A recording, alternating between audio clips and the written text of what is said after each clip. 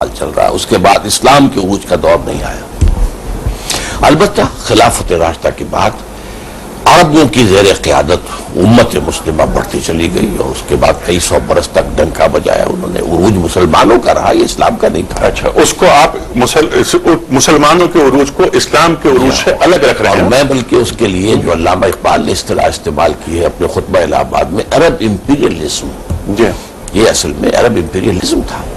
اچھا، اس کے بعد اس کا ختم ہو گیا معاملہ۔ 1258 میں آخری خلیفہ بنو عباس کا جو ہے وہ بحر سے گھسیٹ کر لا کر اور سڑک پر ایک جانور کی کھال میں لپیٹ کر اس کو ڈال دیا گیا اور تاتاریوں نے گھوڑے دوڑا دیے، پھر وہ زوال ہو گیا۔ اس کے کچھ عرصے کے بعد ایک معجزہ ہوا، پاسباں مل گئے کعبے کو صنم خانے سے، آیا فتنہ تاتار۔ پھر دوسرا عروج شروع ہوا مسلمانوں کا under the leadership of the tricks, ٹھیک، وہ بھی پھر اس کا زوال ہو گیا اور وہ انتہا کو پہنچ گیا 1924 میں جبکہ خلافت کا خاتمہ ہوا۔ تو یہ ہے مسلمانوں کا عروج و زوال۔ ایک ہے اسلام کو، میری زیادہ دلچسپی اسلام کے عروج و زوال سے ہے۔ اچھا، مسلمانوں کا اور اسلام کا یہ عروج و زوال کا معاملہ علیحدہ کب سے ہوا ہے اور کیا وجہ ہوئی ہے؟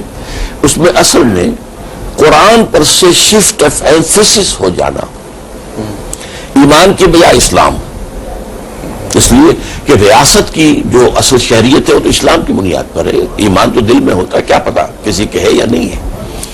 جب اسلام جو ہے ایک اسٹیٹ کی شکل اختیار کی اس نے، تو اب شفٹ آف ایمفیسس ہوا ہے ایمان کے بجائے اسلام پر اور قرآن کی بجائے حدیث اور فقہ پر، اور قرآن سے جو دوری بڑھتی چلی گئی تو ایمان جو ہے در حقیقت ایمان تو قرآن سے ہے، وہ ایمان میں ضعف اور اضمحلال پیدا ہوا۔ تو یہ اصل سبب ہے۔ لیکن جو میں کہہ رہا تھا کہ میں اصل بات جس پر توجہ دلانا چاہتا ہوں اس وقت کے حوالے سے، ایک عام آدمی کے ذہن میں بھی یہ سوال آتا ہے کہ کیا وجہ ہے؟ رحمتیں ہیں تیری اغیار کے کاشانوں پر، برف گرتی ہے تو بیچارے مسلمانوں پر۔ آج پوری دنیا میں خون بہتا ہے تو مسلمان کا بہتا ہے، ہو گیا مانند آب ارزاں مسلمان کا لہو۔ تو کیا ہے؟ کیا اللہ کو کفر سے محبت ہے اور اسلام سے دشمنی ہے؟ اگر ایسا نہیں ہے تو کیا اللہ عاجز ہے، لاچار ہے، وہ مسلمانوں کی مدد نہیں کر سکتا؟ تو قادر و عادل ہے مگر تیرے جہاں میں ہے تلخ بہت بندہ مزدور کے اوقات۔ کیا وجہ ہے؟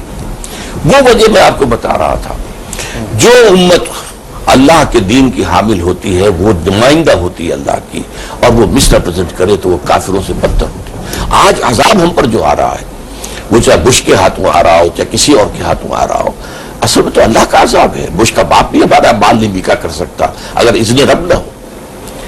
اب ہمارے ذمہ تھا شہادت علی الناس کہ رسول نے جو تمہیں وراثت دی ہے دین کی، اب اس کی تمہیں گواہی دینی ہے، اتمام حجت کرنا پوری نوع انسانی تک۔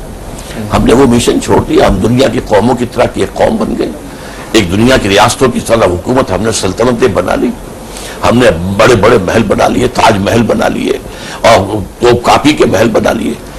اب جو ہم نے شہادت علی الناس کا فریضہ ادا نہیں کیا تو ہم پر اب جرم ہے اور ہمارے اوپر اللہ کا عذاب ہے۔ اس سے نکلنے کی صرف ایک صورت ہے، اس کے سوا کوئی نہیں۔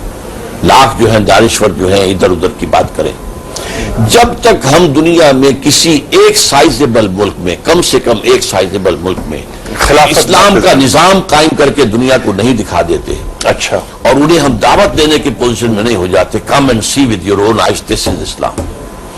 یہ ہے رحمت للعالمین محمد رسول اللہ صلی اللہ علیہ وسلم کی کہ نظام عدل و قسط اس نے دیا ہے، سیاسی سطح پر، معاشی سطح پر، سماجی سطح پر انسانی مساوات ہے، کوئی اونچ نہیں ہے کوئی نیچ نہیں ہے، کفالت عامہ کا معاملہ ہے اور اللہ تعالیٰ کی حاکمیت ہے، تم سب اللہ کے بندے ہو، تمہاری حاکمیت نہیں ہے۔ یہ جو چیزیں ہیں اس کا ایک عملی نمونہ دنیا کو اگر ہم نہیں دکھا سکتے، جو نہیں دکھا سکتے۔ ٹھیک ہے، یہ خواہش ڈاکٹر صاحب بہت اچھی ہے اور اس پہ عمل بھی ہونا چاہیے، اس کے لیے ہم سب دعا گو ہیں، لیکن ایمان اور عمل دو چیزیں ہیں۔ محسوس یہ ہوتا ہے کہ ہم دو لختی کا شکار ہیں۔ ایمان کی سطح پر امت مسلمہ انتہائی مضبوط ہے، سرکار دو عالم صلی اللہ علیہ وآلہ وسلم کی شان میں کارٹون چھپ جاتا ہے تو پوری امت مسلمہ ایک ہو جاتی ہے، اپنی جان نچھاور کر دیتی ہے، لیکن وہی رسول کریم صلی اللہ علیہ وآلہ وسلم اپنے کچھ تقاضے جو مسلمانوں پر عائد ہوتے ہیں وہ طلب کرتے ہیں تو ہم عمل کی سطح پر وہاں نہیں پہنچ پاتے جہاں ہمیں پہنچنا چاہیے۔ اس دو لختی کا خاتمہ کیسے ہوگا تاکہ کہ وہ ایک مملکت جیسا کہ آپ کا خواب ہے جو آپ کی دعا پر میں نے آمین کہا کہ وہ ایسی سائزبل مملکت وجود میں آنی چاہیے جہاں پر اللہ اور اللہ کے رسول کے قوانین نافذ ہوں. مجھے ایک بات سے آپ کے شدید اختلاف ہے. وہ کیا؟ وہ یہ کہ امت مسلمہ ایمان کے معاملے میں بہت شدید ہے. میرے خیال میں امت کے پاس اس وقت ایک موروثی عقیدہ ہے، ایمان نہیں ہے. ایک ریشل کریڈ ہے، ایک عقیدہ ہے، دماغ کے گوشے میں پوٹلی بنائی ہوئی رکھی ہوئی ہے. ایمان جسے کہتے ہیں یقین قلبی، جس کو کہتے ہیں کنوکشن، پرسنل کنوکشن، وہ تو نہیں ہے. اگر وہ ہو امت کے اندر تو قرآن مجید میں اللہ کا مستقل قانون ہے اور وعدہ ہے، انتم الاعلون ان کنتم مومنین، اگر تم مومن ہوگے تو تم ہی بس سربلند رہو گے، سب سے اونچے رہو گے. تو یا تو قرآن غلط کہہ رہا ہے یا امت کے پاس ایمان نہیں ہے. یہ اقرار باللسان ہے، یہ تصدیق بالقلب والا معاملہ نہیں ہے. الا ماشاءاللہ بہت کم لوگ ہیں ایسے لوگ، وہ رہیں گے ہمیشہ. لیکن بحیثیت مجموعی جو بات ہے وہ یہ ہے کہ what we have is a racial creed, not personal conviction. باقی یہ کہ ہمارے جذبات کے اعتبار سے یہ ہے کہ حضور صلی اللہ علیہ وسلم کی قرآن کی تحقیر ہو جائے گی تو گردنیں کٹوا دیں گے، یہ ایک جذباتیت تو ہے. لیکن یہ کہ قرآن مجید کی سب سے بڑی تحقیر تو ہم کر رہے ہیں جبکہ قرآن کے نظام کو قائم نہیں کرتے، قرآن کے قانون پر عمل نہیں کرتے.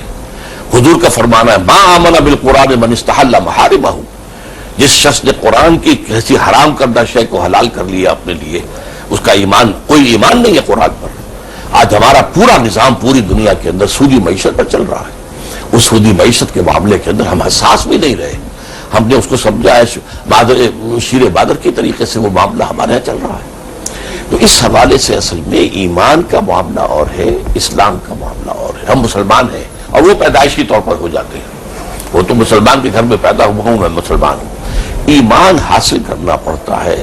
اسی لیے سورہ نساء میں ایک آیت ہے بڑی پیاری، یا ایھا الذین آمنوا آمنوا باللہ ورسولہ والکتاب الذی نزل علی رسولہ. اے ایمان کے دعوے دارو، ایمان لاؤ اللہ پر، اس کے رسول پر، جیسا کہ ایمان کا حق ہے. تو وہ ایمان جو ہے، جیسے قرآن مجید میں ایک جگہ کہا گیا ہے کہ خاص لوگوں کے بارے میں قالت الاعراب آمنا قل لم تؤمنوا ولکن قولوا اسلمنا ولما يدخل الایمان فی قلوبکم. یہ بدو کہہ رہے ہیں ہم ایمان لے آئے. اے نبی ان سے کہہ دیجئے تم ہرگز ایمان نہیں لائے ہو. ہاں یوں کہہ سکتے ہو کہ ہم مسلمان ہو گئے، اسلام لے آئے ہیں، ابھی تک ایمان تمہارے دلوں میں داخل نہیں ہوا. یہ ہے اصل سبب. اور اس کی در حقیقت میں جو اس وقت دنیا کے اندر جو تحریکیں چل رہی ہیں، ٹھیک ہے ڈاکٹر صاحب، ان تحریکوں پہ بھی ہم آتے ہیں، لیکن یہ بات تو آپ نے بہت اہم فرمائی کہ ایمان، ہم زبان سے تو یہ بات کہتے ہیں لیکن دل سے اس کی تصدیق نہیں کر رہے. اور ایک اور بات جو آپ نے بہت اہم فرمائی کہ ایمان ایک پوٹلی کی شکل میں، ایک عقیدے کی شکل میں ہمارے دماغ میں کہیں موجود ہے لیکن اس کا اقرار نہیں ہو رہا عمل کے ذریعے. خواتین حضرات، اس وقت جانا ایک بریک کی جانب، آتے ہیں بریک کے بعد.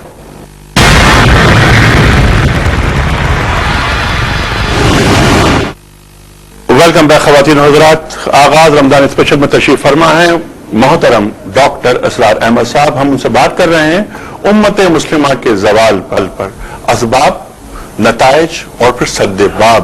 ڈاکٹر صاحب، جب ہم جا رہے تھے بریکنگ نیوز کی جانب تو بات ہو رہی تھی، آپ نے ایک بہت اہم بات یہ فرمائی تھی کہ ایمان، ہمارا ایمان عقیدے کی پوٹلی بن کر رہ گیا ہے.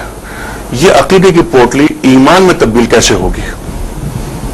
یہ بالکل اسی طریقے سے ہوگی جیسے کہ حضور صلی اللہ علیہ وسلم نے کیا تھا، قرآن کے ذریعے سے. قرآن کو اگر واقعتاً ذہنوں میں اتارا جائے، دلوں میں اتارا جائے تو پھر اس سے وہ یقین والی کیفیت پیدا ہوتی ہے. یہ اللہ کا کلام ہے اور اللہ تعالیٰ کی طرف رغبت رکھنے والی ایک چیز ہمارے دلوں میں ہے جس کا نام روح ہے.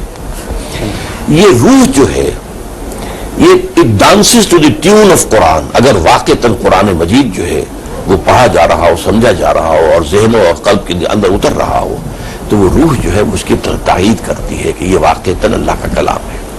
اور یہ یقین جو ہے، قرآن پر یقین، یہ در حقیقت پھر محمد پر یقین صلی اللہ علیہ وسلم اور آپ کی لائی ہوئی جملہ تعلیمات پر یقین، یہ اصل میں پیدا ہوتا ہے.